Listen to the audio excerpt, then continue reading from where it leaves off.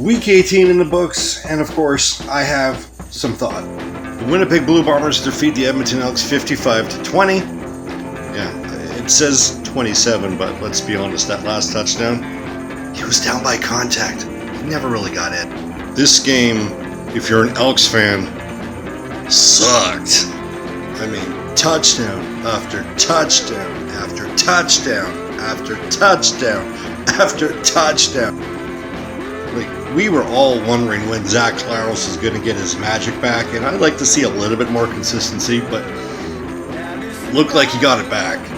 6 touchdowns and 430 plus yards through the air, and he really didn't use Brady Oliveira on the run as much as he probably would have liked to have. Like, this is as complimentary ball as you would want to if you're a huge Bomber fan. If you're an Elks fan, where do you go from here? Because last week, Trey Ford couldn't stop giving the ball away, and McLeod Bethel-Thompson couldn't score in the fourth quarter. This past week, McLeod Bethel-Thompson couldn't do anything in the first half, and Jarius Jackson refused to swap quarterbacks when he clearly wasn't getting it done.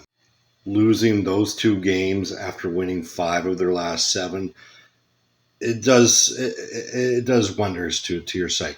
I mean, they dug themselves a huge hole to begin the season, and they're going to require a huge miracle if they want to make the postseason this year right now. I'll be honest, I missed the entire second half of this game, and I hate myself for it. The Hamilton Tiger Cats in overtime defeat the BC Lions 32-29, and this is a case of the BC Lions not putting up enough points in the first half and then allowing their opponent to trail or just come back in slow, inch by inch, very slowly, and take the W. Listen, I hate these West Coast games because they start about 9:30ish. So when the Lions were up 16-0, I legitimately thought this game was over, and I went to bed early. We need to start having a conversation with BC. They put a lot of money into that quarterback tandem, and they're only using one of them. Listen, this is not all on Nathan Warwick, right? He played commendably, not perfect, not great, but he was good. Between dropped balls and some weird coaching decision, the BC Lions appear to be a team that just can't put that final nail in the coffin for their opponent. And right now they're sitting in third place for a team that is more comfortable in the Dome. I don't know what to say. All in all, we should be a little bit scared of the Hamilton Tiger Cats. In this game, I'm going to talk like how this game affected me. This was boring, and I regret that I took 3 hours out of my day watching this game.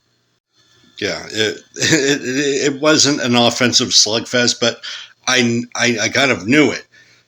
Ottawa's defense is good, and Ottawa's offense was missing some key components. But if you did pay attention to my lock of the week, I did say Saskatchewan plus the points. Because from the last couple of weeks, it is quite apparent that the 2019 to 2023 Red Blacks have made an appearance. But thank God for the melee at the end of the game, because it's probably the most noted and wanting to talk about in this. And of course, I'm talking about the botched power bomb. So it was a play ran at the end of the game, and it did absolutely nothing. Khalil Pimpleton falls down, but he's not down by contact yet.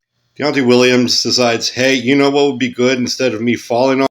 Let me pick you up like I'm Brock Lesnar to Bob Holly circa 2002 and drop you on your head. Yeah, he got ejected from the game, which is kind of pointless because it was near the end of the game anyway. Definite suspension. Definite. Last game of the week, Argos defeat the Alouettes 37-31 in a game where Liam Haralahu goes 8 for 8 for field goals. That's right, representing 24 out of the 37 points. Now, that's generally not going to win you a lot of games when you're continually trying to settle for field goals, but I don't think it Toronto really cared because they got deep enough to try those field goals.